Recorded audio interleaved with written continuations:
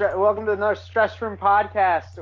I thought we were going to do an opening skip, but apparently we're going to dodge that entirely. Okay, so welcome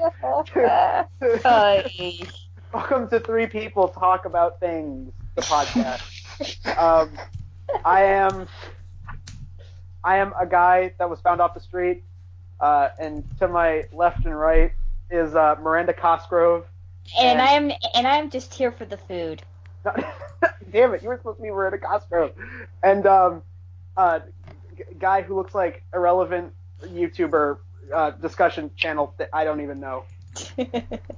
Okay, you're done talking. Oh boy. So this is Halloween episode. Shannon has a quick thing before we start. Go ahead.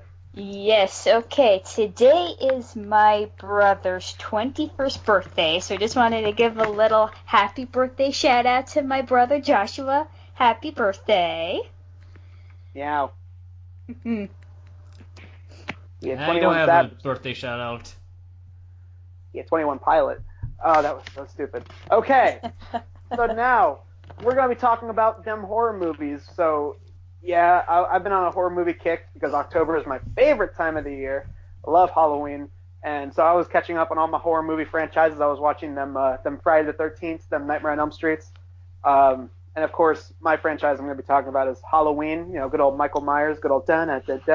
And what are you guys talking about? I'm talking about the Saw franchise in honor of the new one coming out next week, the 27th. I can't wait. I love those movies. If you guys are listening after October 27th, then it's already out there. or at least it exists in the True. public. Yeah. And I'm going to be talking about the 3 Insidious films. And if you guys are listening to this in January of 2018, then it's probably already out in movie theaters. Yeah. Isn't Insidious 3 already out of movie theaters? No, the 4th one. I'll get into that. And isn't that a great connection? Because James Wan directed the first Saw, and he directed the Insidious movies. Oh, nice. Dana. All right. So, who wants to go first? I guess Shannon. She has the least amount of movies. Yeah, that's right. Yeah. Really? Oh, yeah, that's true. I do. Okay. So I guess we'll start off with in the first Insidious movie. It's basically about this family that moves, this cliched white family that moves into a haunted house. We have Patrick Wilson, the L-Man from Watchmen, who's also in the Conjuring films, but I only saw the first one, which is kind of ironic because in the Conjuring films, he's chasing the entities, but in the Insidious, he's being the chasee rather than the chaser, which is weird. So, apparently their son has this ability to where, like, when he falls asleep, he goes into this other dimension. It's called the Further, I think. It's not heaven, it's not hell. It's like this Purgatory? in-between. Well, I don't know if it's purgatory either. I don't know how to explain it. It's kind of like purgatory, but, like, he's physically here, but, like, his soul or something goes into this other dimension, and he gets trapped. And he gets to hang out with a guy who has knives on his fingers and wears a fedora and a Christmas sweater. Yes, and not only that, but there's Tiptoe Through the Tulips playing. I will never hear that song the same way again. All you hear is Tiptoe Through the Tulips. It's like, out of all the songs you could have chosen, that was the one they chose. It's kind of like, because I saw the Jigsaw trailer at the It remake this year when I saw it in theaters, and it was funny because they had happy music playing in the Jigsaw trailer, and I was like, oh my god, that's so off-putting, but it's great. It is, and apparently the father, Patrick Wilson's character, also has the same ability, but he was like brainwashed of it when he was a kid. I don't know. And so they bring in this character, Elise Reiner, who does this for a living. She's a parapsychologist or something, and she does this sort of thing. So she brings in these two guys who are like the ghost hunters, like you see in every single TV show, you know, like with the Night vision. We're hunting the campus. paranormal. We're hunting the paranormal. Oh, whoa, what was that? It sounded like a duh. It sounded, oh my god, look at that. It's a TV. And it flickered on because somebody turned, oh my god, that's so scary. Pretty much. So she comes in, they rescue the boy. The father has to like regain the it's not a superpower, but regain the ability to go get his son. But when the father was a younger kid, he was being hunted down by this entity. I think she was in like a widow's gown with a black veil over her head. And, he doesn't take pictures. And the reason is every time you take a picture, she gets closer to him. So they rescue the boy, and Elise takes a picture of the father, and the entity comes back, but this entity person inhabits the body of the father and is slowly turning him evil and killing him, which leads me to Insidious 2, where the son has to go back in and rescue his father. That's basically what the whole entire Insidious 2 is. That's basically it. Elise comes back. They brainwash both the father and the son at the end, so that way they don't remember using any of these powers and they can live normal lives. And at the end, unfortunately, spoiler alert for those who haven't seen Insidious 2, the power psychologist dies. Damn it, I'm spoiled. I watched the first Insidious with my family, and first Insidious I think is genuinely good. One quick comment, I really think that the demon, everyone's made this joke, but the demon looks so much like Darth Maul. Yes, oh my god, yeah, totally. I think it's probably inspired. I've never seen one of the Insidious movies. None of them. The first one's pretty good. They're okay. I mean, I enjoy them. I watched the second one. I saw bits and pieces of it on TV. It was all right, I guess. It was okay. I didn't see the third one at all. So Elise Reiner, she's a lot more powerful now because she's a spirit now, so she can actually interact with the world. And the second movie leaves off with this girl. She's just sitting in a chair, motionless, and her parents have no idea what to do. And the two guys with the cameras are like, we know someone who can help. So she's there in spirit trying to help this girl, and that's how the second movie ends. The third film is a prequel. Now, this is a prequel to the first two films. And it starts with this. Came before. Yeah, this is about a girl. I forget her. I'm on the IMDb page for the third one. Because it's been a little while. I've seen all of them, but it's been a while. So there's this girl and her father. Her mother passed away, and this girl is, having trouble in school. She always gets into fights, but she has this psychic ability. So she decides to use this ability and try to talk to her dead mom. Elise, at this time in the movie, is retired. She no longer does any of, the hunting of entities and stuff. She's done with that. But then, as the teenager tries to communicate with her dead mom, she brings forth an evil entity and all hell breaks loose. It's kind of like the same formula.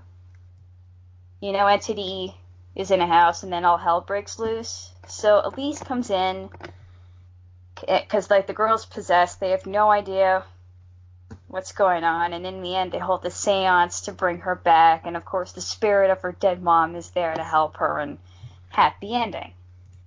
Elise comes out of retirement, and then you have the first two films. The last film I'm going to talk about briefly, which is coming out in January, as I said, it's called Insidious: The Last Key, and this is another prequel. I don't know if it's a prequel to the third movie. It's probably 3, 4, 1, 2. This is the fourth. And it says that parapsychologist Dr. Elise Rainier faces her most fearsome and personal haunting yet in her own family home. So we have this new. So apparently there's a teenage version of Elise. I only saw the trailer once, so I have no idea what's going on. So you have a teenage Elise who's facing her own demons, and I guess this is a well-known haunted house, and apparently this haunted house is the house she grew up in, so we shall see what happens, but it's another prequel. Well, if it's coming out in January, it's going to be an absolute, because only great movies come out in January. It's absolute perfect time to release films. Pretty much. All right, so that's Insidious, and Shannon thinks they're pretty good. Thank you. All right, Patrick, you want to go next? Because I think you have less movies than I do. Yeah. Hey, hold on. Yeah, I do. For Stevie. Okay, so my franchise, in case you guys need to be reminded, is the Saw franchise, and I remember when I was in high school, like senior year of high school, maybe summer break before college, I saw the original trailer to it, and it was like, and you guys remember like when Shawnee Smith had to dig through the guy's guts to find a key to her trap? Yes. That was pretty much the whole scene. And the very last shot was the dude's eyes opening up. I was like, oh my god, what the hell is this? It's amazing. Yeah, I have to see it. And eventually, I did get to see it. Not in theaters. I missed it in theaters, but... Oh. And it's whatever. But I saw it on DVD, like when it first came out. Yeah, same here. But I only saw the first Saw film. I haven't seen the others, but I really want to. I've seen the sequels on TV, and I have my own thoughts, but Patrick, go ahead. Yeah, and I thought, oh my god, this is so amazing. Every puzzle has its piece. It builds. The plot goes on like topsy-turvy stuff, and it's like all done very cheaply. It like blew my mind. It was like in my personal top 40 of old-time favorite films of mine. I was like, man, I can't wait to see what they come up with next. And Saw 2 hit the very next year, 2005. And like before, I got on DVD, and I was like, whoa, I mean, obviously it's inferior, but... I was about to say. Yeah, it's still pretty good. Yeah, that's my thoughts too, honestly. It was nowhere as good as the first one, but it's not a bad movie. No. And then Saw 3, same thing. It was released. I got on DVD, so I was like, man, this is still kind of good. I mean, it's starting to get a little thin up here, but yeah, I'm with it. And then same thing with Saw 4, and I'm like, I think I'm done with this franchise. Yeah, Saw 4 was kind of a big drop off. Yeah.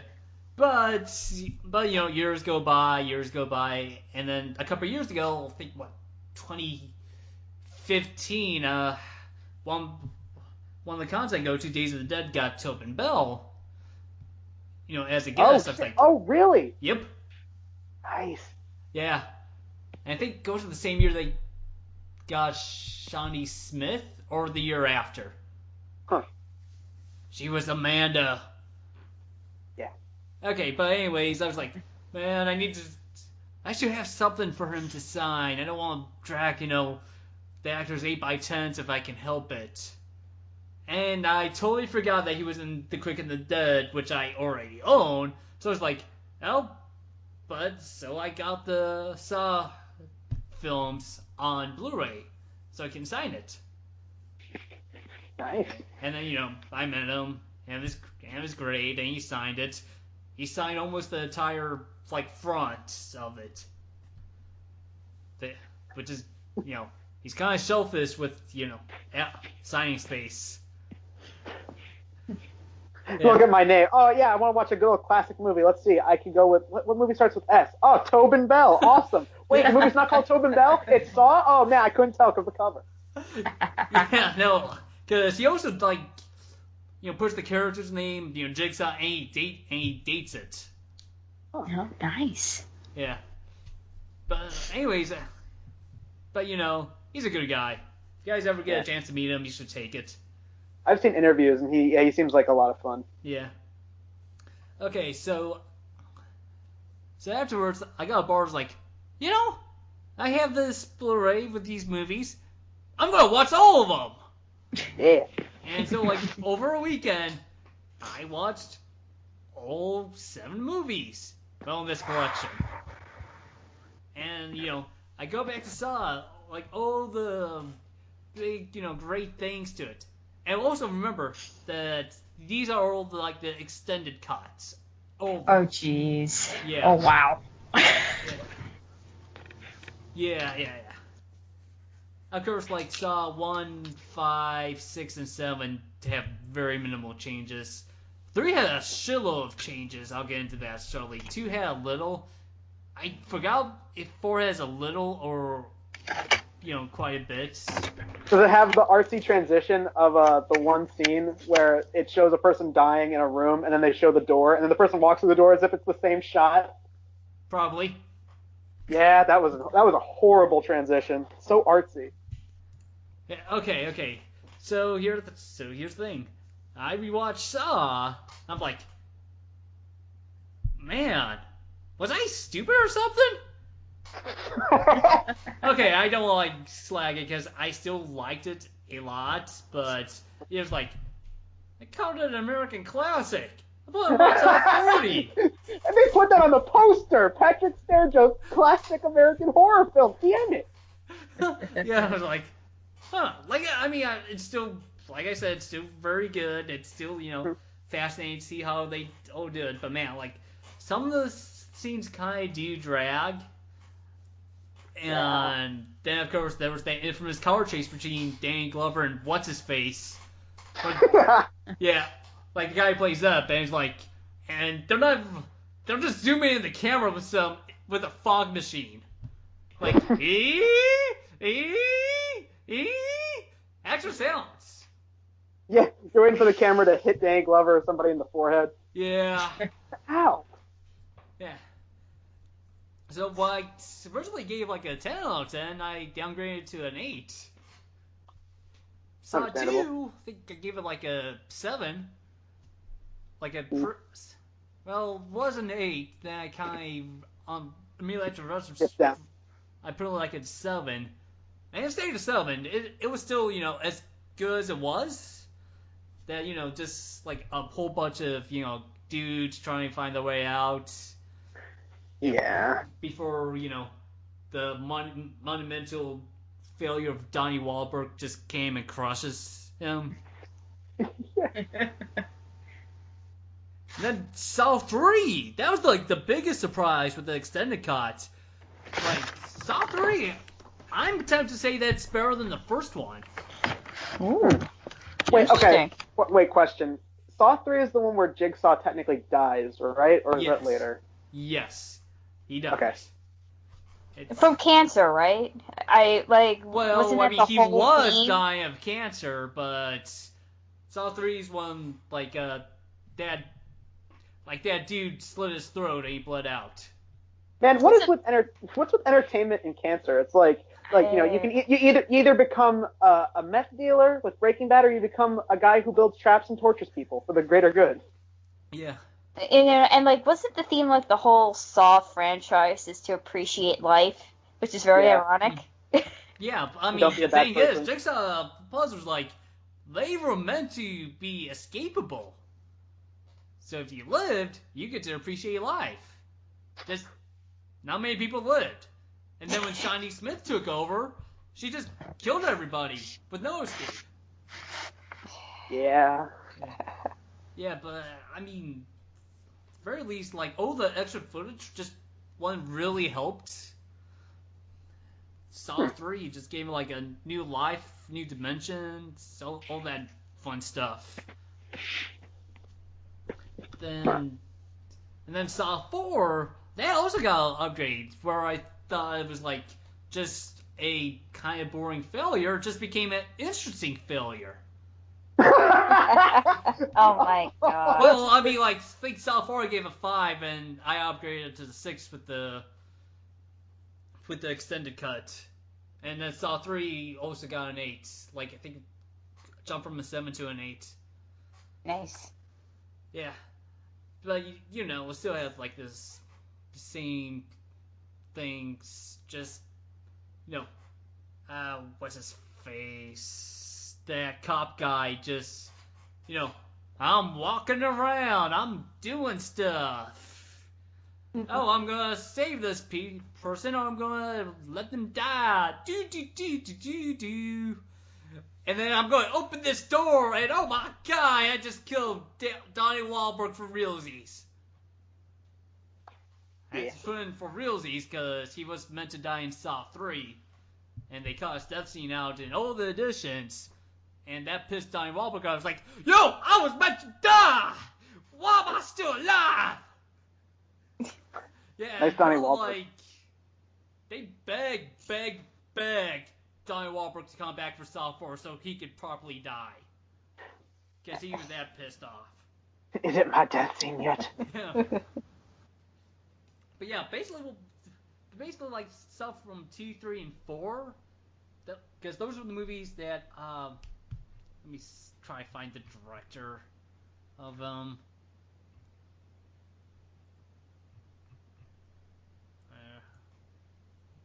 What was it, Saw 4? Well, 2, 3, 4. Yeah, so Darren Lynn Bousman, because basically the thing that didn't become obvious until we get into 5, 6, and 7 was that he actually gave all those movies, well, the 2 through 4, a big visceral kick. Like, I mean, like, Stevie makes fun of, you know, the whole arty transitions stuff, but, you know what? They were interesting. They were exciting. And the fact that... And the fact that I realized, holy shit, he's actually doing, like, quote-unquote vertical editing. And if you remember, like, Natural Born Killers from the mid-90s, that was what Oliver Stone tried to do. Like, you know, you have the shot of, you know, like, the truth, you know, I get it. Yeah, in quotes.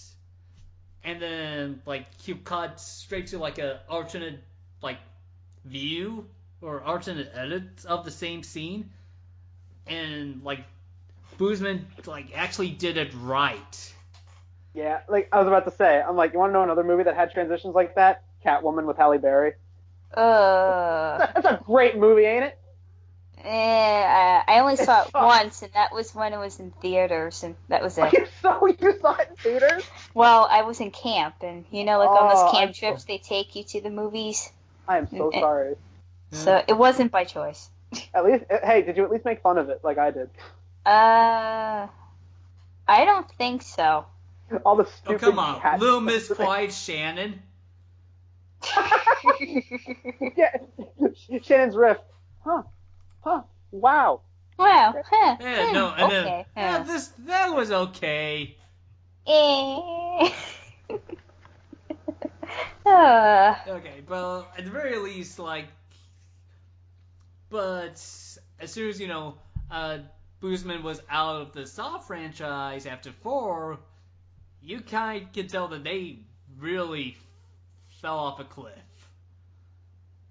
Well, okay, maybe not like a big cliff, but because I was like, all right, I'm in uncharted territory. Put on Saw 5, I was like, oh god, I'm so bored.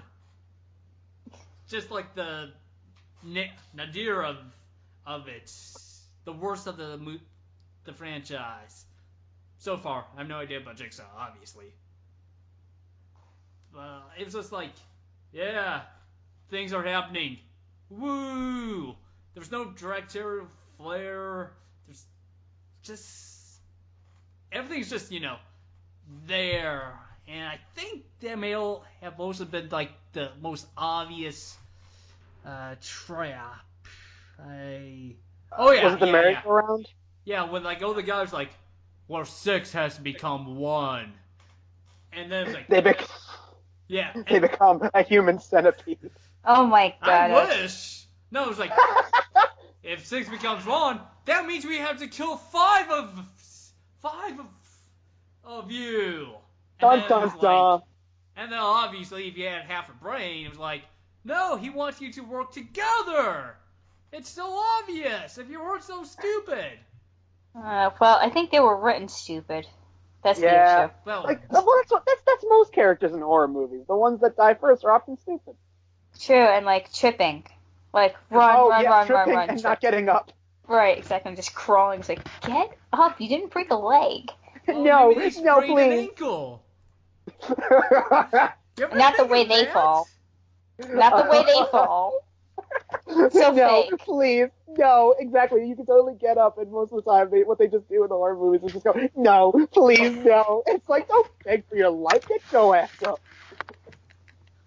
Yeah. Wait, hold on. Was this 5 or 6? It was the trap where like somebody had to cut an organ out and then put it in a bucket, and then the bucket outweighs something and then opens the door? No, wait a minute. That was Saw 6, I think. Or Okay, 7? so yeah. No, 6. Was it? Yeah, it was 6. I remember it wasn't 7. It's okay, yeah. Yeah. But basically, Saw 5. Yeah, it's like, whoa. No wonder the box office just died for Saw after this one. At least, Saw 6 was better. I wouldn't actually call it, good. But here's the thing. Like, Saw 5 got a 5 out of 10. Because, I'm not going to, just knock it for being boring. It's still, well made and the gore was good and all that stuff. Yeah. But, it's just so lifeless. At least Saw 6 had, a life. At least Saw 6 decided to have an idea. Yeah. Basically, the whole satire on the healthcare system. Oh, yeah, that's right. Yeah, but it works. It was at least somewhat interesting. But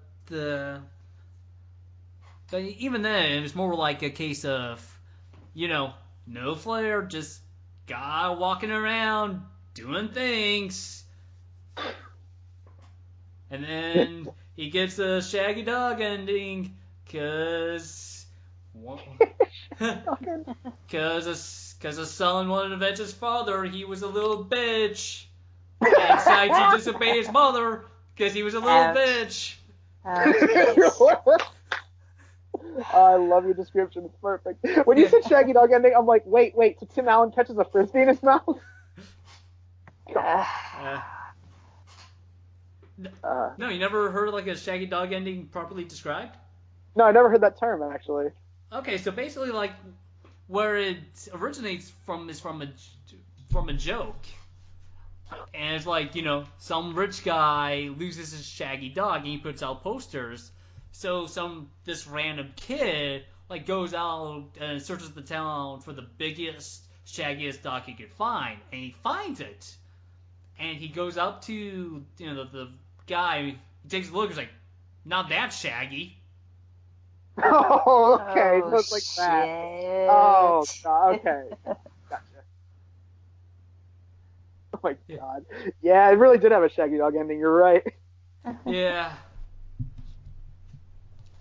Yeah, but this is also the one where Jigsaw's, widow or ex-wife becomes, a killer. Or at least one of Jigsaw's apprentices. And it kind of gets really interesting. And then comes Saw 3D. Oh, no. I remember this one being not that good. Half of it was quite good. The other half of it wasn't. The opening trap was really interesting because it just took place in the public, and then they realized, wait a minute, this bitch has cheated on us, both of us. Oh jeez. Oh, guys, I love you. Yeah, well, I'm sorry, but we're breaking up with you. And then she dies a horrible death. Yeah. This one, yeah, when did this come out? 2010. Okay, this is definitely when they were trying to force the whole 3D gimmick again. Yeah. Oh, God, yeah. Oh, that was the worst. Especially movies that weren't originally made for 3D, that they made to 3D. I remember seeing I Come remember see it in seeing IMAX. Star Wars Phantom Menace in 3D, and I walked out of the theater with a big headache. Why? Because you saw it in 3D, or because you had to rewatch Phantom Menace? Because it was in 3D, because Wow. it wasn't made in 3D. Like I had to take the glasses off every couple of seconds because I just couldn't. It was so bad. But we're learning a lot. We're learning a lot. we are totally. So apparently Shannon saw Catwoman in theaters and Phantom Menace in 3D in theaters. Awesome. Yeah. Even I didn't see Phantom Menace in 3D. Or Phantom Menace, period, in theaters. Oh, you were smart. Well, actually, no, I didn't see it in theaters. I don't even think I was cognitive at that point. No, you were like, what, 1? What? No, wait. When did Phantom Menace come out? 99. No, okay, no, I was like, yeah, I was 1. You're right. Oh shoot! Go Patrick. Yeah. Nice call. Yeah, but basically, what's this? Basically, Saw 3D is only good for, the ending where it ties up all the loose ends and the return of Carrie Ellis, who has been seen since the first one because he sued them for, hey, I expect some profits. And it's like, well, there are none. This movie made like $80 million on a $1 million budget. Of course there's profits. Gimme! Yeah. Well, I mean, obviously, it was, came through, because it was said or whatever, because, he's back for, 2 scenes. Yeah, that's right. Shit. Yeah, Oh, man. Came the worst part of obvious CGI at the very end. Or actually, maybe the second burst, because there was, that nightmare of Jill, Jigsaw's widow, dreaming that she was dying. Of course, she also was wearing a very tiny sheer shirt with no bra, so it was worth it. Huh. Well, so wait, I have one question, and it might be a classic meme for our viewers out there. Did she die? She would eventually die. Yeah! Alright. Yeah, in fact, she, the classic reverse bear trap thing. Yeah, she's the only victim of it. Huh.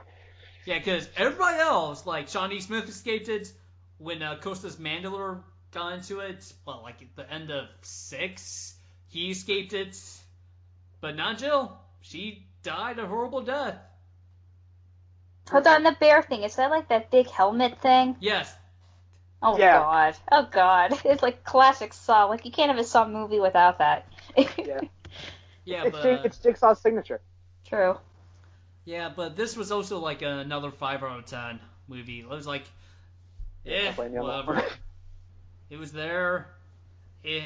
I mean, parts of it were good. The other parts, with the main character, once again, he's walking around doing stuff, trying to save his people in vain, and he's failed so miserably, but I think he's still very much alive at the end. Yeah. And now, lastly, we have the Jigsaw trailer. So I guess we should give our thoughts on that. Patrick, what do you think? I wasn't impressed. Me neither. Well, first of all, okay, last one 2010. 7 years later, they want to make another one. Yeah, I mean, for a long time we said, this is it. This is the final Saw movie. Well, I mean, they were serious. Yeah. I mean, look at, Nightmare on Elm Street. Look at, Friday the 13th with the final chapter. That was a lie. Shit twice. Yeah, it did. Yeah. What the hell? That's right. I mean, Halloween has never, done that. Oh, yeah, we'll get to Halloween and the Yeah. continuity fucks that movie has. I mean, I'm part of the minority here, but I kind of smiled when I saw the Jigsaw trailer. I like the music. The music I thought was effective because it was horrifying imagery with happy music. Like you said, it's what they did in Insidious. It really does set up I remember, okay, this is the one thing that was effective in the 2010 Nightmare on Elm Street remake. There was a part where the girl's about to fall asleep and they play Dream, Dream, Dream. It's happy music in front of disturbing shit. Okay, that kind of works. because it builds suspense. But the rest of the trailer, I'm just like, why is there another one of this? Well, think of it this way. It's like, I guess the only legit horror film that like people can get behind instead of these like crappy horror, like these crappy films that pretend that they're horror but they're really not. Like, which ones? I don't know, like Paranormal Activity. Or Bye Bye Man? It's just that classic film, The Bye Bye Man. Stupid piece of shit. Oh God, yeah. Well, the problem is like horror films are not as scary as they were, or maybe they were never. No. Maybe it just gotten tougher. Probably. It's gotten hard to scare people, I guess. Like, well, apparently, no, that's not really true because they keep making Five Nights at Freddy's spin-offs. Well, I think Scott Cawthon's done with that for now. After nope. They're making a movie and they're working on another book, so it ain't dying. They're trying to keep that cash cow alive. And well, in terms of games, I think he's probably done. Probably, yeah. But man. So I guess that segues out of Saw, and I guess now it's on me. Yeah. This one is the biggest franchise. This one has a remake with a sequel and everything. So joy. Okay, so this is Halloween with the one of the top 3 biggest names in horror, Michael Myers, up there with Jason Voorhees and Freddy Krueger. Mm-hmm. That's right. It's the guy with the gas station attendant working suit and the creepy William Shatner mask. And not to be confused with Mike Myers from The Cat in the Hat. Yeah, because that's the one movie I think of when I think Mike Myers. Everyone knows the best movie with Mike Myers is, unironically, Shrek. And Austin Powers. Alright.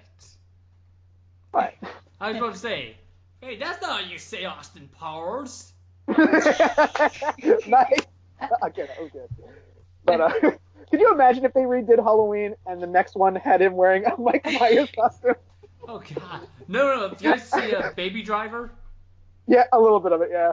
Yeah, no, because they actually made the same joke, like that, because like one of the guys was going to get like Michael Myers mask, from Halloween.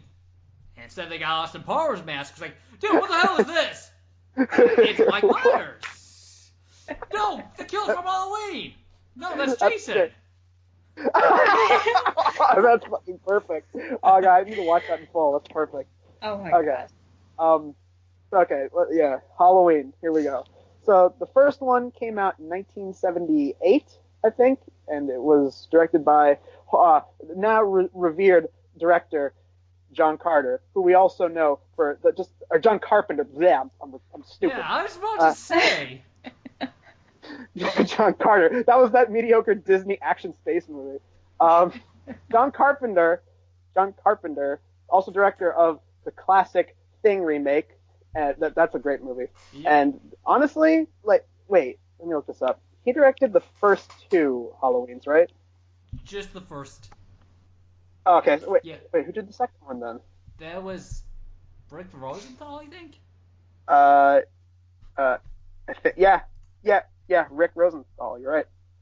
All right. Okay. So the first one is revered as a classic, and I'll tell you why, because I rewatched it a while ago, and the reason is because it has suspense. It has genuine suspense. The basic story is a little boy named Michael Myers, when he was a kid, killed his whole family in an act of psychotic rage. He was locked up in a mental institution and was he killed his sister. Sister, that's what it was. Yeah. Yeah. And wait, because Laurie comes in as she's somehow connected to Myers, and that's why he's trying to kill her, right? Yeah, was that like, yeah, but he killed his first sister. Yeah, his real sister. So he got locked up, and he was under the eyes of Dr. Loomis, mm-hmm. and God rest that actor. Man, poor guy. But honestly, I liked his role in the film. Some people will watch this movie and say like, oh, all he does is just go around, saying Michael Myers is the devil incarnate. But honestly, I think that works because again, that builds suspense. It does a really good job of building up what kind of maniac behind the mask he really is. You could do that with Jason Voorhees, but as the sequels of Friday the 13th went on, but in this first Halloween movie, it's genuinely effective. And so yeah, Michael goes on a killing spree on Halloween. Laurie, there's babysitters. Of course, there's the 3 tokens. You've got the main character, Laurie, played by a young Jamie Lee Curtis, who at the time, before this, I think did nothing, right? Pretty much. She may have done, like, some television, but... Probably. Yeah. And then you got the other two girls. You got the smart aleck, and then you got the one who's, like, always sex-obsessed, like the cheerleader. And they're babysitting. Laurie is babysitting a young boy named Tommy, and at first she doesn't believe that he sees something when he says that he sees a man outside, which even if the kid was telling you something and you think, oh, he's just being a kid, would you not at least somewhat believe him? I mean, obviously it's one of those things where she looks out and he's not there, but you think after a while, yeah. Apparently Michael has the ability to just teleport, Michael. And so yeah, the rest of the movie is Michael going on a killing spree, and it's up to Laurie to try and survive. She has to survive the night. And, of course, Loomis also gets involved. And, like, really, the only two people that know of Michael are Tommy and Loomis for, like, the first half of the movie. And, yeah, so it's like you have to believe a kid and a crazy old man. So, yeah, you know people are going to get hacked.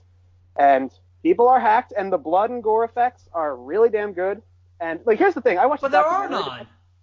Not really, yeah, you're right. But, again, it's effective.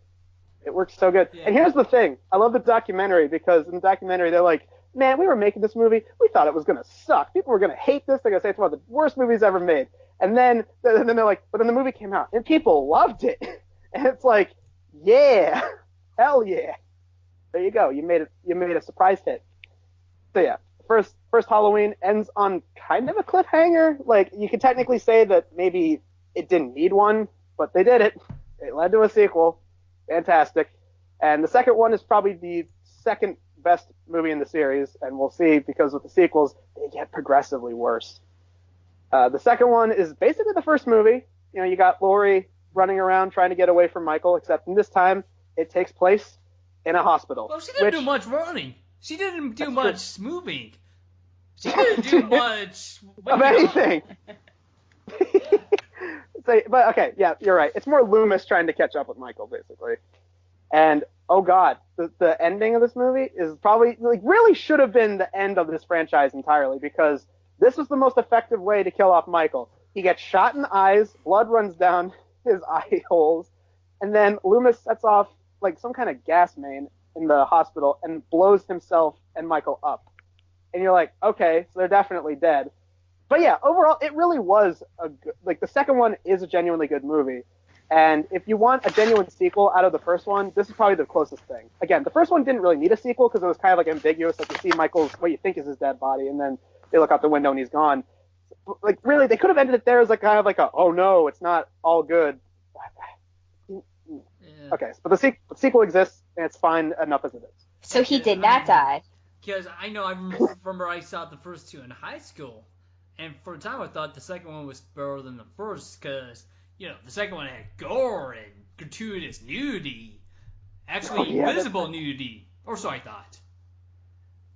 And because it was like, and, you know, two was, you know, the movie you like, while one was, you know, the movie you admire.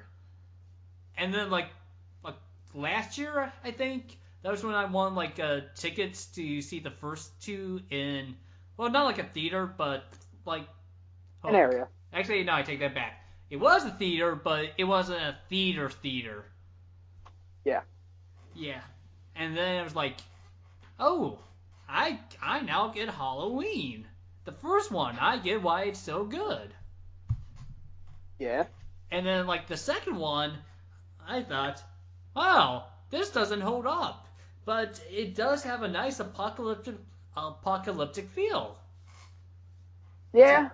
Yeah, you gotta give it this, Patrick. Seeing how you are the biggest horror fan out of all of us, you gotta admit it's the best sequel out of all of them, considering what's to come. Yeah, hang on.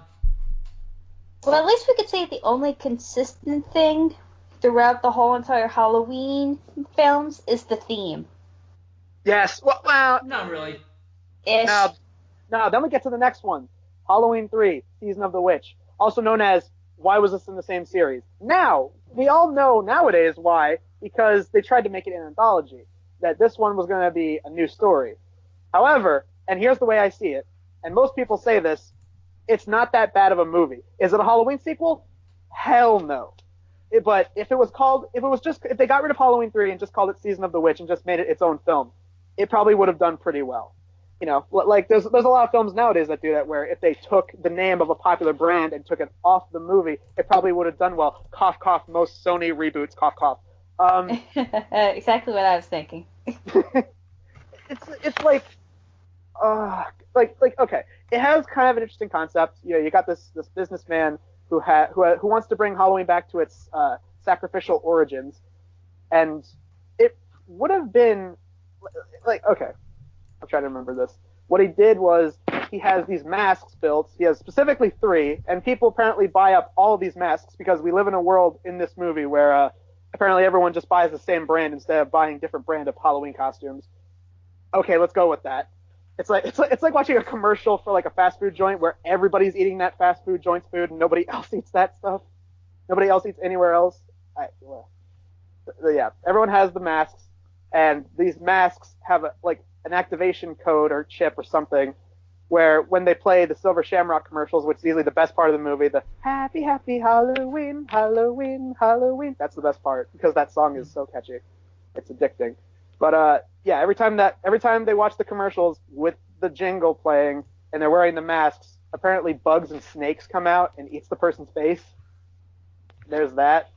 That's pretty much the businessman's plan. He wants to just murder a shit ton of people who are wearing the masks, and it's like, again, it's okay. I'll say this: it's not a great movie, but was it as bad as everyone said it was back when it first came out? No, not really. With that said, not a Halloween sequel. If they got rid of the Halloween 3, it probably would have done decently. But of course, how does Michael fit into that? It doesn't. He doesn't. Doesn't. That's the point. I'm so confused. It's like, okay. I just said. I know. Yeah. I know. It's like sort you of weren't paying attention or something. I was. No, I was thinking about what Stevie was saying. I'm like, okay, this is it is totally separate. Yeah, they really want. The only thing related to Michael Myers is that they show a TV spot for the original Halloween on TV, and that's it. Clever? Question mark? Not really. No. Yeah, it was. The ending is pretty effective because you got this one guy who we follow throughout the film, and he has kids, and everyone's watching the commercials with the masks on, and he's on the phone, and he's just go, "Don't watch it! Don't watch it! Don't watch it!" And then like his voice kind of echoes as it like goes to black, and then the credits roll. It's like, okay, that was kind of good, but other than that, it's not great. But it's not as bad as the critics when the movie first came out said it was. Like I actually, because there's something I saw like in TV in high school. Again, I was like, this was fine. I'm not sure what I think now. That's definitely needs to be rewatched. I may even put it above Halloween 2. I could see you doing that. Yeah. But people wanted the same old thing. People wanted them to bring back Michael. Then we get to Halloween 4, and oh no, here we go. Yeah. It's about to go down. Like fun fact, because John Carpenter produced like the first 3 movies, Halloween, and after like Halloween 3, he was like, well, people aren't seeing it really. I don't want to bring back Michael. Hey, Mustafa Akkad, the person who gave me a chance to actually, help produce the first one. You want the rights to it? And Mustafa's like, gimme. And that's how, and that's how we have Halloween 4. Halloween 4, The Return of Michael Myers, and oh no, this one. Okay. I will say this. I don't like the drones. Why? You think it's great? I don't think it's great, but I think it's pretty good. It's the best out of the next 3 movies in the series. It's the best one. It is definitely way better. Okay, I have nitpicks, but we'll get to them. I will say this: the opening is one of my favorite parts of the movie. The opening has a really good job of building up, kind of like they don't play the Halloween theme like you'd expect them to do. They don't play the da-na-da-da-na. They don't play that. They play very eerie music, and they show a bunch of Halloween decorations with bright orange text on the screen, and it's very slow, and you have wind in the background, and it does a good job of building suspense. So I'll give them that. That was good. The rest of the plot, it's mediocre because all right. So like this was weird. This was weird. Like Michael apparently survives being burned. All right, I can totally dig that because it's Michael. I mean, like the horror killer's got to come back. But I love it because as soon as he dies, he has to reassemble his costume. So he kills like what was it, a mechanic? Yeah, he kills a mechanic and then takes a mask from a store. And it's like, wait, how the hell did he get the mask? And the mask looks too good in comparison to like the first two. Like the first two looked all messy and ratty. This one looks like a little too perfect because the hair is perfectly straight. And also, I don't know if you noticed this, Patrick, but Michael is even more massive. Like he was a big guy in the first two movies. He looks like a football player in this one. It's like, what the fuck? Hey, you know what? Hang on a sec. Let me see if there's... Like, look at a picture of the mask. It looks too good. Yeah, because I'm looking at the poster right now. You kind of make a point. And then, yeah.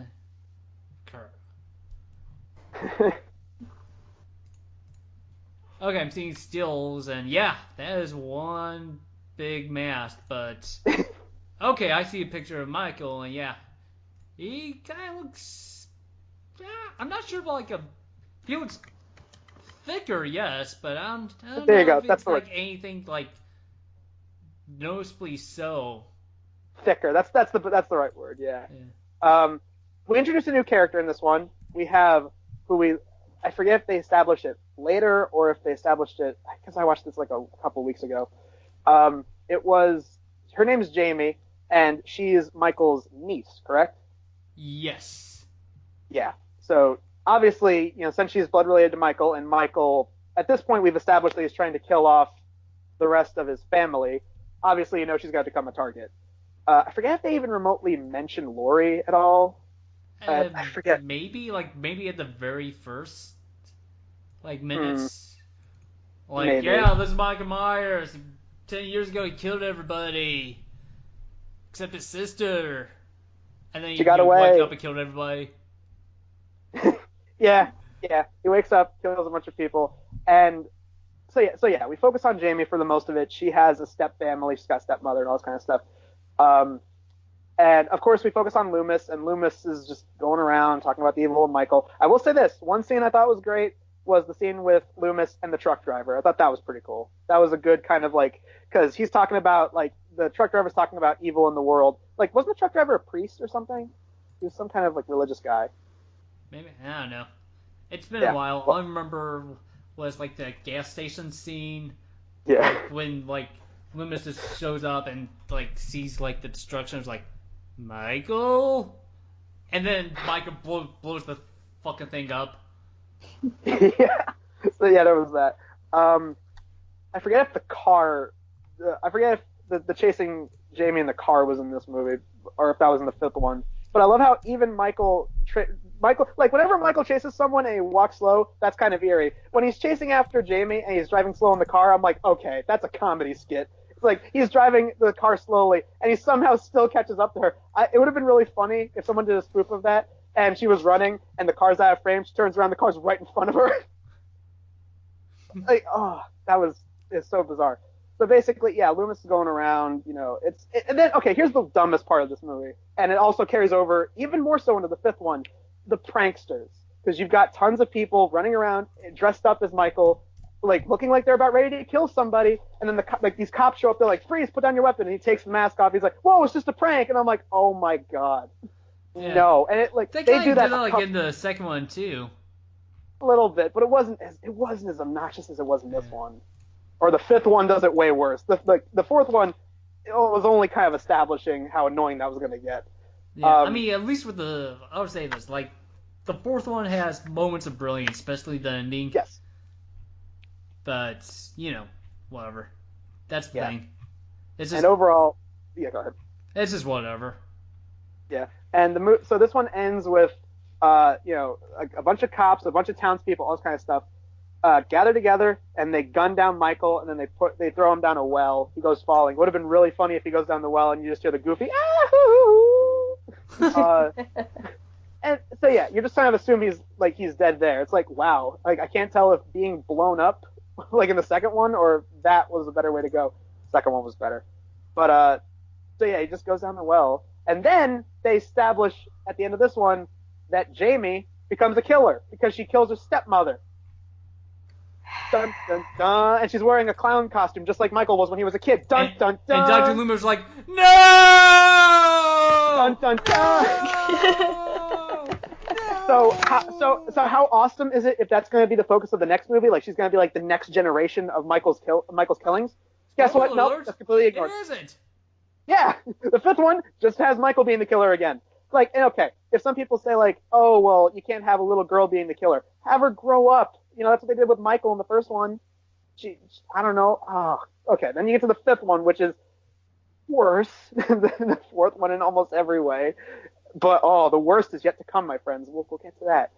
So okay, now we get to part 5, the revenge of Michael Myers. This one shows the end of the fourth one with him going down the well, but then they add something of them lighting a stick of dynamite and blowing him up. It's like, wait, why wasn't that in the fourth one? I know obviously they probably added it later, but man, it would have been more conclusive if they did in the last one. Apparently Michael was in a comatose state and he was living with some hermit that was down there. Of course, he ends up waking up. He kills the hermit. Michael's now back on the loose. Loomis is doing his thing, running around talking about how Michael's the boogeyman and all this kind of shit. Then we get even more annoying shit with pranksters pretending to be Michael Myers. And just when you think, like, there's one part in a barnyard, right? And you're about to have this chick. She's about to have sex with this guy. He goes off. And then what you think is Michael shows up. She's about ready. She's like, oh, no, you're going to kill me. She does that shit where she's, like, struggling on the ground. She can easily get up. And then he goes, ha, gotcha. It was a prank. And then you're like, oh, fuck you, movie. Cheap scares. And then, later, he goes away. Spoiler alert, dies. And then the real Michael shows up, and she's like, oh, I'm not falling for that one again. And then she dies. And it's just like, great. Every character in this movie is obnoxious, so I don't care. Yeah, it sucked. This one sucks. Yeah, and, okay. Like, there's basically, I know, like, I remember watching it in high school, and then I just started, like, making up dialogue for Michael Myers. I did that too. Get through it. I mean, I kind of did it for a little bit for 4, but, There's one more. 4 obviously had more to offer. I'll say this. The mask looks a little better than it did in the fourth one. The mask looks a little bit more messy. But here's the problem. They show his eyes a little bit too much. That was what's effective about the mask is that, like, you just see, like, 2 black holes, like literally the pits of hell, darkness in his eyes. This one in particularly in H2O, which we'll get to in a minute, a while later. But, like, you see his eyes a little bit too much. It's like, eh. And I know, obviously, that pays off at one point in the end. Okay, so here's what happens in the ending of this one. Loomis and Jamie are in the Myers house, which looks nothing like it did in the first movie. Good job. And at one point, Loomis uses Jamie as bait to try and lure Michael out. Like, he puts his arm around her and goes, I got the little girl! And it's just like, wow, that's fucked. It's like, wow. I know he's doing it to lure Michael, but it's just like, shit, dude, that's pretty messed up. Michael, of course, comes out. He's about ready to kill Jamie. Jamie says, Uncle, and then, like, they show a shot of his eye, and there's a tear going down, and I'm like, oh, man. Like, that is so cheesy. Like, it would have been really funny if they had a truck drive by, and a group of people dressed as Indians going, oh, and then they throw garbage at his feet, and then it pans up, and he's doing the tear shot. Oh, man. Anybody seen Kingpin? No. Yeah. That's a reference to Kingpin, which that scene in particular was a reference to those old commercials where the Indian is crying because they're polluting. So yeah, Michael cries. He takes off his mask. So yeah, this is probably the closest you'll ever see the original Michael Myers take off his mask, and he just looks like a regular dude, which again is funny because apparently he was thrown down a well, shot, blown up, and apparently his eyes got shot out in the second one. So apparently he still has tear ducts. No, he was blown up twice. Blown up twice? That's right, yes! How... Whoa, like, why does he not look like a zombie? Or, I'm sorry, was that too much like Jason Voorhees? Yeah. Who cares? Yeah, Michael is killed by Loomis. Like, throws like a bunch of chains on him, beats him with wood. So yeah, but Michael's still kicking, of course, because Michael he's a fighter. And then they arrest him, and it's funny because he's in the jail cell with his head in his hands, and he still has the mask on, and you're like, wait, they would have confiscated that. Like if they didn't want to show his face, just film it to where you couldn't see it. It may have been like the Watchmen thing with Rorschach, because he practically lives in his mask.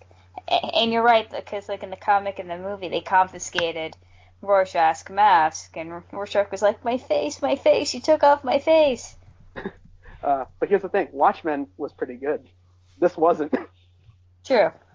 And then here we get to the really dumb shit. Like, you think, oh, Michael's gonna be locked in jail. But, okay, throughout this one, they established there's a man in a black suit and a black hat, and he's always carrying a briefcase, and they show a thing on his wrist that looks like a thorn symbol.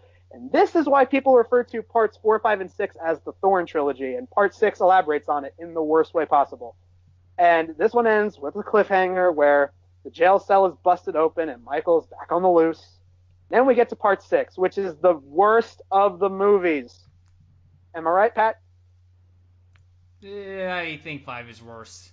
At least really? 6 at least has cool direction. Plus, you have the gimmick of Paul Rudd's first movie. Oh God, yeah, that's right. Did you see the theatrical cut or the producer's cut? Because I saw both. Theatrical cut. I want to see the producers, especially like at the very worse. least. Yeah, especially like the ending, where like oh God, yeah, should I Dr. talk Loomis about that? like, I killed you, Man in Black, and with the Man in Black's last words, it's your game now, Dr. Loomis. And then he looks and he has the thorn thing on his wrist. Appears on his wrist, and Loomis is like, and that was like, and that sequel was the last that actor was ever in, and it's so depressing. Yeah. Like, no. I mean, he lived a long time, so.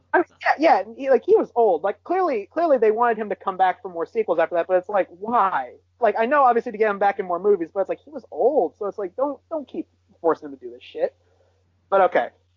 Should I talk about the theatrical cut or the producer's cut? And both. Okay. So basically same movie, but there's differences. This one, they reveal what the thorn symbol means. The thorn symbol is connected to a cult that Michael is a part of, and that's the reason Michael kills is because he works for this cult. The way to take all the horrific stuff from the first few movies that actually made Michael scary, that he was just killing on his own whim. Instead, no, he's apparently like a pawn in a cult. Way to take all the horror elements that worked about the first few and just suck it out. And also, the guy who was in charge of the cults was a guy who had a very minor role in the first Halloween movie. He was a guy that worked with Dr. Loomis. He was in like one scene, I think. And yeah, so now trying to connect it to the first few. Oh, I think I remember that dude from the first movie. But he was just like there where Loomis was walking to his car, and he was like, Yeah. Yeah, I was like, but Myers has been, here. How do you learn to drive a car? Well, someone must have been giving him lessons. Damn it. Okay, God, moving on.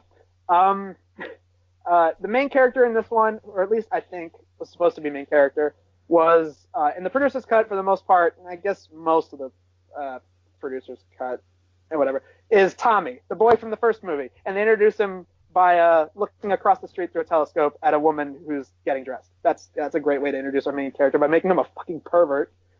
Yeah, I don't know. I don't know about you, but Tommy's acting is, I don't know, a little wooden, in my opinion. Like, he just has like this, he has like almost no emotion for me in this one. Good. Yeah, it's not good.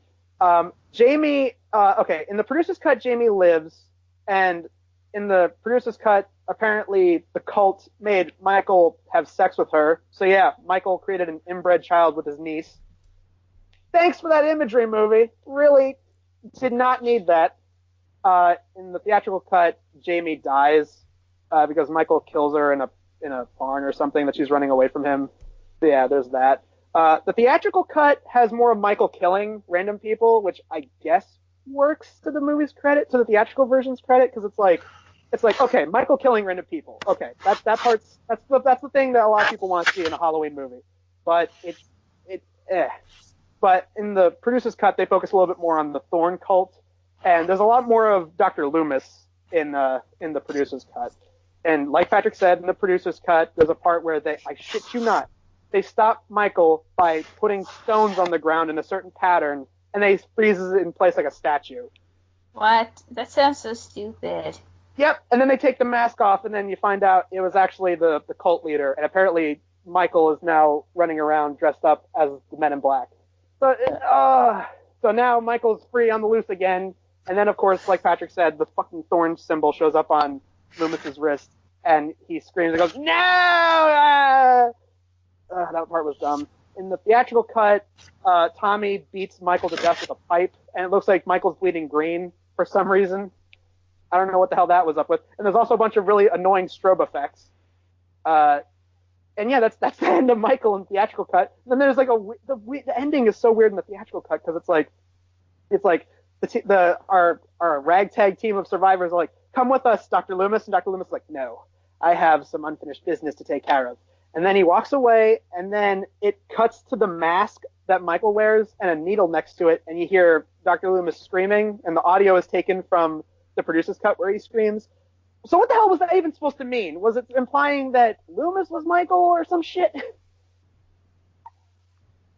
Yeah, Halloween 6 sucks. Just sucks. It's bad. And if you want to see an in-depth review of it, then go check out our buddy Nostalgic Kid Gus's review when it comes out on Vimeo. Obligatory product placement. Moving on. Hopefully Gus is watching. I love you, Gus. This one's for you, pal. Okay, moving on. Then we get to years later, they then did Halloween H2O, which brought back Laurie. And yes, she was played by Jamie Lee Curtis once again. Yeah, 20 years after, what was it, 20 years after the first one? 20 years. Yeah, so that's why they... Yeah, that's why they did. H2O. H2O, water. So that too. Yeah.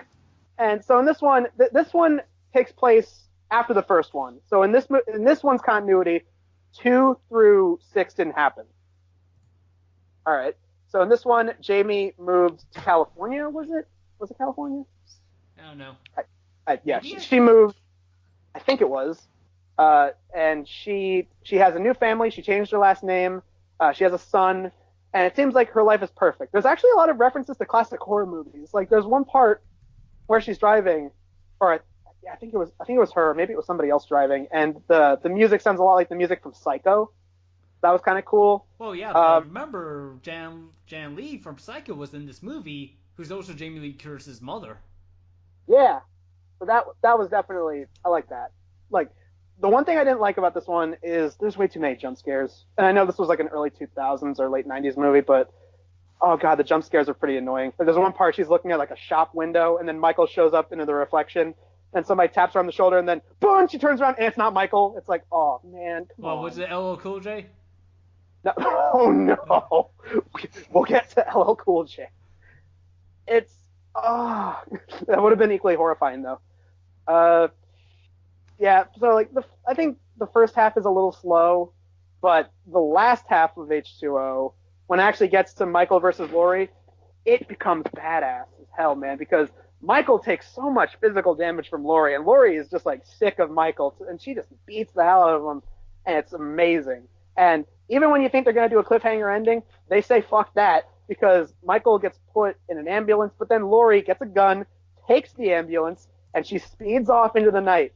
And then Michael gets up, and then she slams on the brakes, and he goes flying through the window, and then she runs him over, and then pins him against a tree. And then she gets out. And here's where you can see a little too much of his eyes, but I think in this one scene it worked perfectly. It's like in a touching moment, like they reach out to each other like brother and sister. And then Laurie grabs an axe and then chops Michael's fucking head off, and it's awesome. And you're just like yeah. And really, they should have ended it here. Yeah, I mean, but they made it fine. Yeah, it's fine. Better it's than not 5 great. and 6.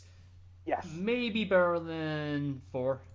Slightly better than 4. The fourth one has a little bit more, feels a little bit more like a Halloween sequel than this one. This feels a little bit more like, I don't know, has kind of a different flow. But yeah, it's fine. It's fine. It would have been perfectly good as a wrap up to the series.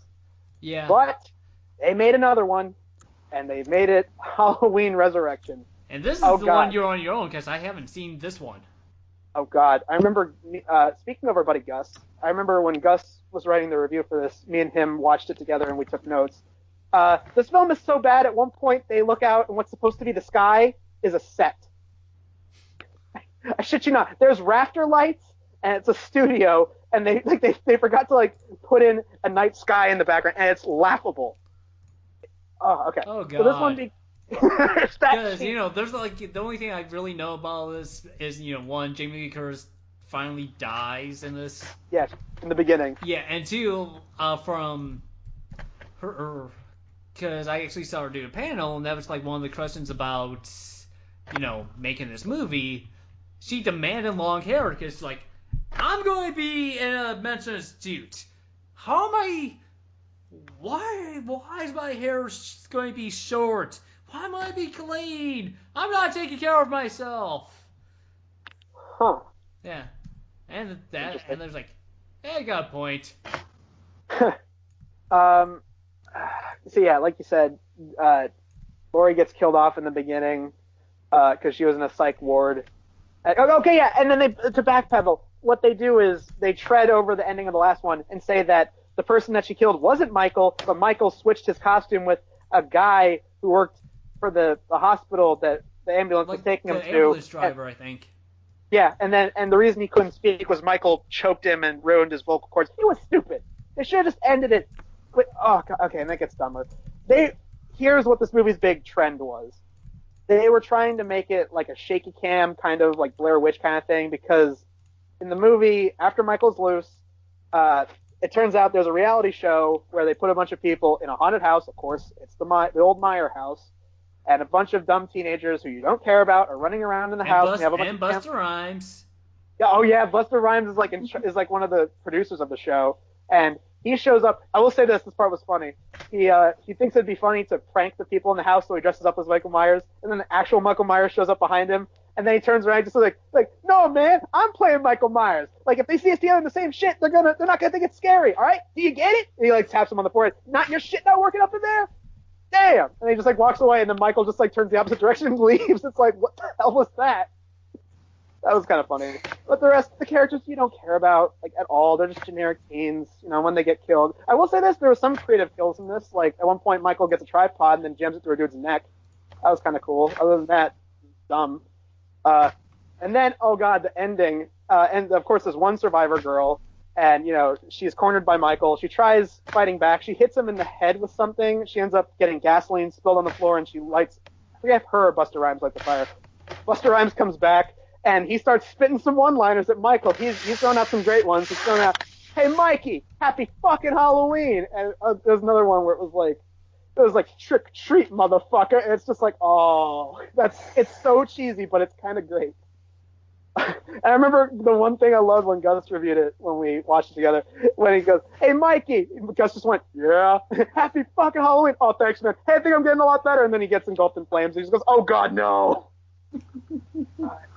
And then Michael's taken away in an ambulance, and, the survivor girl and Busta Rhymes are okay, and they live to tell the tale while everyone else is dead. And also, yeah, apparently this whole thing was being broadcast, during the whole movie, it was being broadcast on like, live internet. Yeah. How the hell did nobody, like, realize this was real shit? Because it's on the internet. You can't believe everything you see on the internet. And then it ends with Michael getting taken to a hospital to have his body examined. There's one person alone working on his body, and then his eyes shoot open, and then you hear a loud scream, and it cuts to black in the credits. This one was pointless. It had interesting concepts maybe, but this really was like a corpse walking up a franchise at that point. It was just like, we need to keep this going somehow, and really it wasn't working. Yeah. But then then it was like, then came the remakes, mostly because, oh fuck, let me try and find the actual producer guy. Directed by Rob Zombie, but the producer is No. Producer of all the Halloween sequels before. Paul Freeman? No. Damn it. Let's see. Co-producer Deborah Hill? No, not her. She bailed after the third. Huh. Damn it. This is Paul Freeman. It says Halloween Resurrection. No, not him. Different guy. Okay. Different guy. Okay, that's why I couldn't find him. Mustafa Akkad. Because he had it, and then 2005 he got killed in a terrorist attack. Yeah. Oh man. Yeah, at a bombing in Jordan. So that's... Damn it. Yeah, that cleared the way towards the remake. Oh, that sucks. Yeah. Feel bad for him. Yeah. But okay, I guess I should quickly talk about the remakes. They're fine, I guess. Not like it's definitely Rob Zombie's version of Halloween. They focus like the first half in this one you focus on Michael's family. They're basically a bunch of white trash, loud, obnoxious people. Father beats him. His mother and sister hate him and verbally abuse him. He looks like Butch the Bully from Cool Cat Saves the Kids. If anyone remembers that classic. Nope. No, it's one of those so bad it's good movies. And of course, he snaps. He kills his family. He kills his dad, and he kills his sister, and he kills his sister's boyfriend. And then when he gets sent to the psych ward for good, his mom kills herself. And the mom is played by Sherry Moon Zombie, right? Yep. Yeah, obligatory way to force your wife into a movie. And I thought Kevin Smith was bad with that. So then we see Michael, and he's at the beginning when he's in the psych ward, and as a grown man, he is played by Rob Zombie, I believe, right? No! Or he wasn't? No, Looks that's like Tyler Made! There you go. Oh, that's who it was. Damn it. God. Look, he has the long hair and everything. Yeah, and Tyler Made's like a foot taller, probably 100 pounds heavier. He's huge. Yeah, he could easily be a wrestler, dude. He was a wrestler. Eh. Well, you're the wrestler guy. I'm not into wrestling like you. Give the obligatory comment. Yeah, because I like good things, Stevie. Wrestling's great. Wrestling's a classic. It's better than Halloween 5 and 6. I was going to say that. Yes, I love it. Tyler Mane is Myers. He's huge, and he snaps and kills the people in the hospital and breaks free. One of the guys he kills in the hospital is played by Danny Trejo. Dear Danny Trejo. Yeah. And then the rest of the movie from that point really is just a remake of the original, except in Rob Zombie's fashion.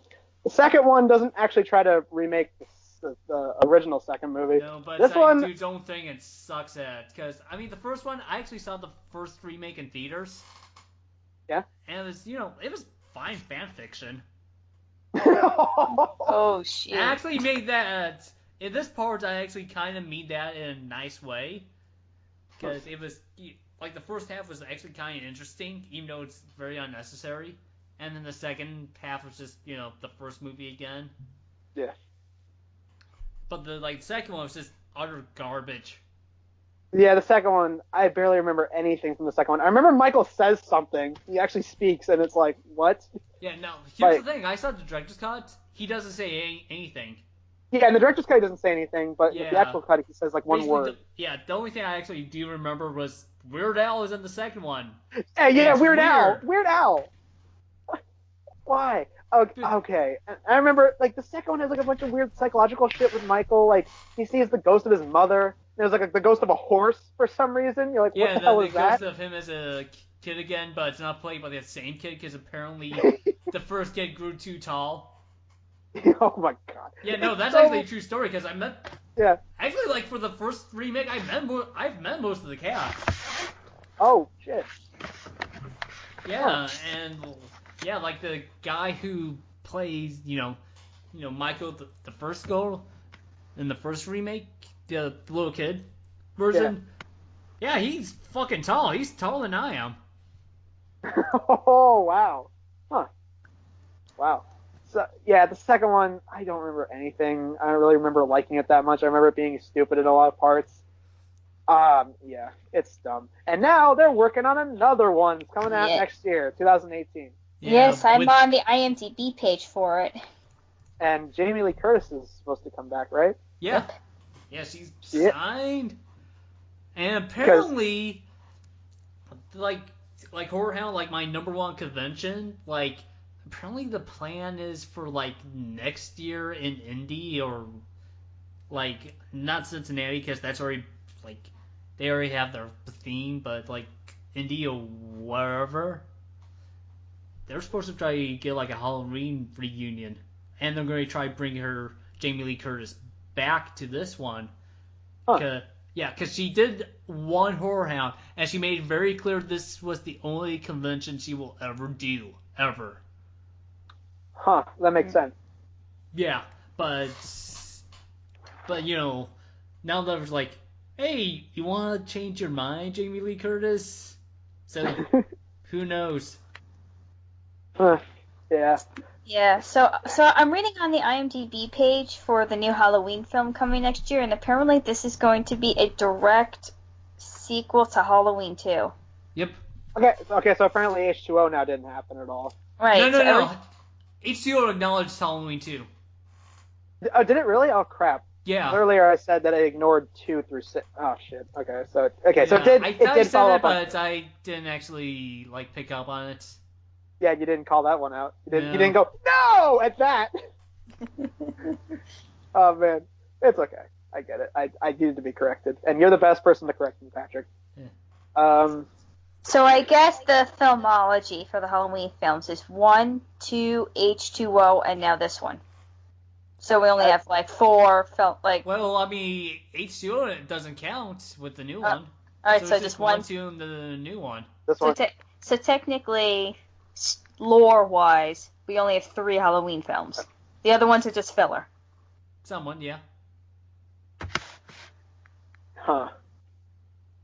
So, yeah. Hopefully it's like that. Overall, best Halloween movie in my opinion is first one, maybe the second one, third one, not bad, it's just not a Halloween movie at all. Fourth one, best of the Thorn trilogy. Fifth one, nah. Sixth one, whether it's producer's cut or theatrical cut, nah. No. H2O, fine. Then Resurrection, which just very unenthusiastic, meh. First remake, fine. Second one, hell no. And yeah, that pretty much gives my thoughts on Halloween. So, this was our Halloween podcast of the Stress Room. We hope you enjoyed. I look forward to all the wonderful horror movies that are coming out later this year and into next year. Ooh, movies. Ooh, Enthusiasm. So we'll see you next time, guys. We love you. Look forward to the next Stress Room. Maybe we'll do another riff. We were planning to do a riff maybe, but look forward to when we do our next Stress Room video. Yo, peace out. All right. Bye. See you guys.